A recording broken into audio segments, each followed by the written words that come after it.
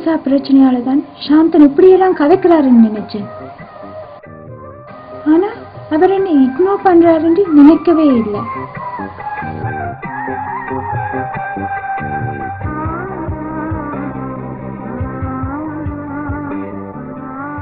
பிருந்தனை நான் சொல்லிக்க கூட நான் நம்ப இல்லை. ஏதோ எரிச்சல்ல சொல்றாருன்னு நினைச்சேன். அவர் சொன்னதை உண்மையென்று ஏற்றுக்கொள்ளலாம் போயிட்டு சாந்தனா அவ்வளவுக்கு நம்பி இருந்த. அப்புறம் திரும்ப திரும்ப பிருந்தனா சொன்னவர், நோ நோ, நான் இதை நம்ப மாட்டேன். அப்படியெல்லாம் உங்களுக்கு புத்தி போகுது. அப்படியெல்லாம் கதை ஏற்றீங்க ரேணுகா. இப்படி கதைகளை உருவாக்கி ஆக்களுக்கு பிரச்சனையை உருவாக்குறாள் நான் இல்லை. அது உனக்கு தெரியுமா நினைக்கிறோம். அதை விட சாந்தன் அப்படி செய்ய மாட்டாருன்னு எனக்கு நல்லா தெரியும். இப்படியான நம்பிக்கையில தான் சில பேர் தங்களுக்கு சாதகமாக்கி போட்டாங்க. தங்களுக்கு பிரச்சனை இல்லாம தாங்க வாழ பழகிட்டாங்க. மற்றவங்களை பிடிச்சிட்டாலும் பரவாயில்லையா அவங்களுக்கு.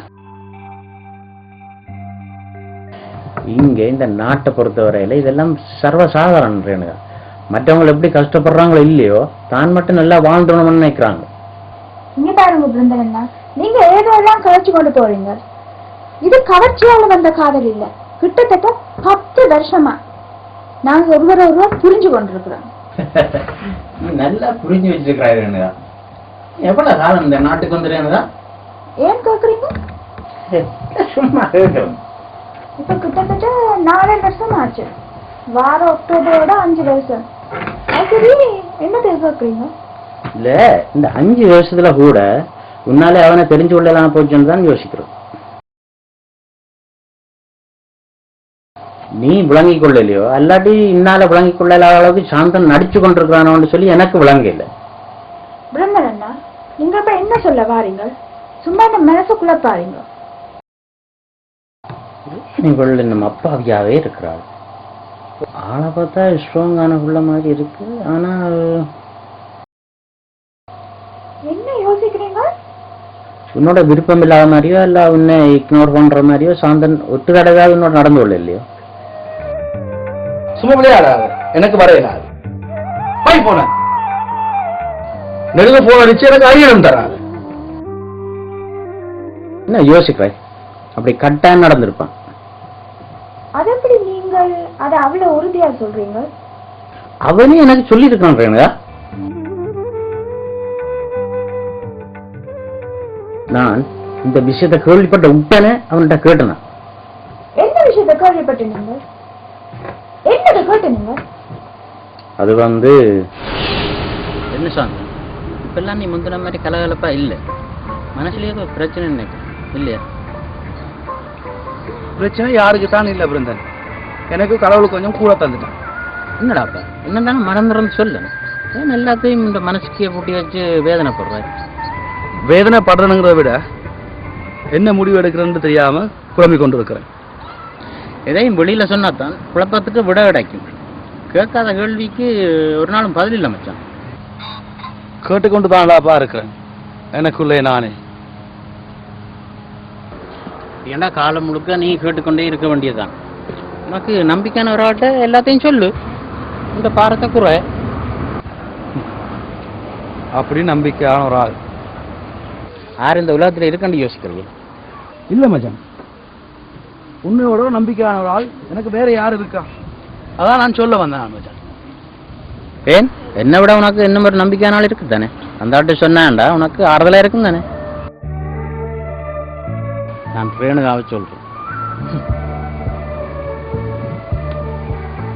அவள் இந்த கேர்ள்ஃப்ரெண்ட் தானே?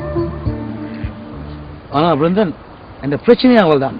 என்னடா என்ன சொல்ற நீ? எஸ், அவள்கிட்ட இருந்து நான் பிரிஞ்சு போகணும்னு நினைக்கிறேன். ஏன்? அவளுடைய முனைக்கிறதுல ஒரு பிரயோஜனம் இல்லைன்னு நினைக்கிறேன். என்ன காரணம்? காதல்ன்ற விஷயம் மட்டும் வாழ்க்கையை காணாதுன்னு நினைக்கிறேன். எப்படி?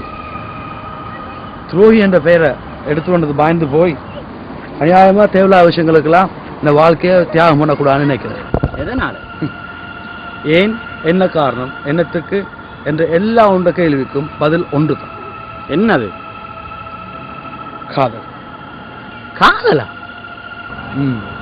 ரேணுகாவில் இருக்க காதல் இல்லை, அபிராமிக்கு எண்ணில் இருக்கிற காதல். அபிராமி ஆறது? இப்போதைக்கு என் காதலி, ஃபியூச்சரில் என் வைஃப், அதுக்கு பிறகு என்ன 2-3 பிள்ளைகளுக்கு அவ அம்மா. டேய் சும்மா சினிமா டைலாக்லாம் விடாது. என்ன நினைச்சு கொண்டிருக்கிறோம் என் மனசுல? வேற என்ன, என்றையும் என் வாழ்க்கையை பற்றி தான். இப்படி சுயநலமா யோசிச்சு கொண்டிருப்பியா நீ? மற்றாக்களை பற்றி யோசிக்கவே மாட்டியா? இந்த நாடுகள் இந்த வாழ்க்கை முறை எனக்கு சொல்லிக் கொடுத்த பாடம் இதுதான். என்ன துரோகம் செய்து பழக சொல்லியோ? இல்ல, துன்பப்படாம வாழ்ந்து சிரிக்க சொல்லி. இங்க யாரு சுயநலமும் இல்லாத ஆக்கள் சொல்லு பாப்போம். ஏன் இந்த ரேணுகா இல்லையா? அவளுக்கு என்ன சுயநலம் இருக்கு? உன்னை அவள் சுயநலம் அவள் காதலிக்கிறாள். உன்னிட்ட என்ன இருக்குன்ற எதிர்பார்ப்பில்லை அவள் காதலிச்சவள்? ஊர்ல இருக்க தொடங்கின காதல இருக்கடா இது. டேய் சென்டிமெண்ட்ல கொஞ்சம் நிப்பாட்டு. உதாரணம் இந்த மனசுல அழிச்சு கொண்டிருக்கு. ரேணுகாட்ட இல்லாத என்ன பெருசா கண்டுட்டு அவளோட புது காதலி அபிராமிட்டு நிறைய கண்டுட்டேன். இப்ப நல்லா காசு வச்சு ஹார்ட் ஒர்க் பண்ணாதான் சாந்தன் ஃபியூச்சர்ல நாங்க சந்தோஷமா இருக்கலாம். சாந்தன் காசு எப்போ முழிச்சு கொண்டிருக்கலாம். இப்ப நம்ம யூத்தை நாங்க என்ஜாய் பண்ணுவோம், சரியா? நோ உங்களுக்கு அது தெரியாது சாந்தன். தெரியாத விஷயத்துக்கு போய் ரிஸ்க் எடுக்க வேணாம். நோ, இதை பத்தி எனக்கு என்ன தெரியும் டார்லிங். நீங்க என்ன முடிவெடுத்தாலும் எனக்கு என்னட்ட காதல் இருக்கு, ஆனா அது எனக்கு வெளியில காட்ட தெரியாது. காதல்ன்றது மறைச்சு வச்சுக்கிற விஷயம் இல்லை Santhan. Come on, I love you. இப்படி பொறுப்பு இல்லாம இருந்தா நாங்க உங்களோட குடும்பத்தை வழியா ரன் பண்ணலாது. பொறுப்பா இருக்கிறத விட ஒரு ஆளோட விருப்பத்தோடு இருக்க வேணும் சாந்தன். நீ ரேணுகாக்கு ஒரு பச்சை துரோகத்தை செய்து கொண்டிருக்கிறாய் தெரியுமா? எனக்குண்டா இது துரோகமா தெரியல. அரசியல்ல சொல்லுமா போல இது ஒரு சாணக்கியம். டேய் நீ ரேணுகாவோட அரசியலை நடத்துற. ஓகே, இது ஒரு வாழ்க்கைக்கு ஒரு தந்திரோபாயம் வந்து வச்சுக்கொள்வோம். உன்னோட காட்சி பிரயோசனம் இல்லை, உனக்கு நல்லா முத்திட்டுது.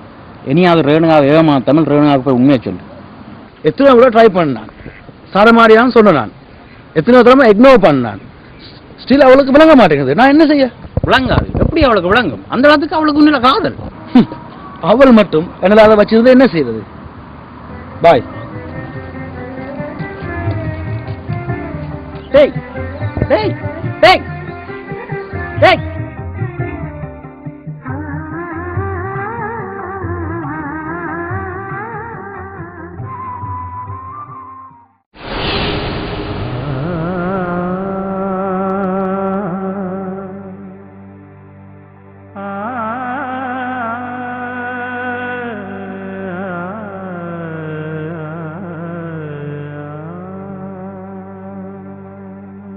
இப்போ கூட நான் இதை உனக்கு சொல்ல வேணும்னு இல்லை. உனக்கு நடக்கிற துரோகம் உனக்கு தெரிஞ்சு கொள்ளணும்னு தான் சொல்கிறேன். காலத்தை அநியாயமாக்காமல் இனியாவது வாழ்க்கையை பார்த்துக்கொள்றாங்க.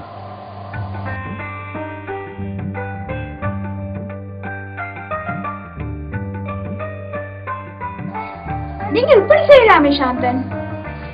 உந்த வேலையை மட்டும் நீ பார், எந்த வேலையை லீட் பண்ண நீ வர. நீங்க இப்படி செலவழிச்சா கஷ்டம் தானே சாந்தன். உன்கிட்ட காசு இருந்தா தான் இந்த ஃபைனான்ஸ் மேனேஜ்மெண்ட் பத்தி எனக்கு பாடம் நடத்த நீ வரா. நீங்க சாந்தன், நாங்க ரெஜிஸ்டர் பண்ணலாம்னு சொல்லினோம். உங்களை சொலிசிட்டர்மா கேட்டு பாருங்களேன். அது எனக்கு தெரியாது. சொல்ற கேட்க வேண்டும். உனக்கு கல்யாணம் அவசரம் வேண்டா, நீ யாரையும் போய் கட்டு. எனக்கு இருக்க பிரச்சனையில நீயும் ஒரு தலை ஐடியா வந்துட்டாய். நான் அவருக்குள்ள வீசா பிரச்சனையால இப்படி எல்லாம் நடக்கிறாருன்னு நினைச்சேன்.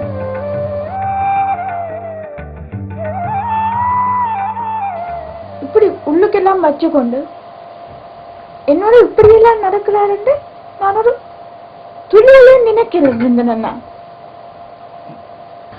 சரி எல்லாத்தையும் விட்டுட்டு நீ உன்ட வாழ்க்கையை பார்.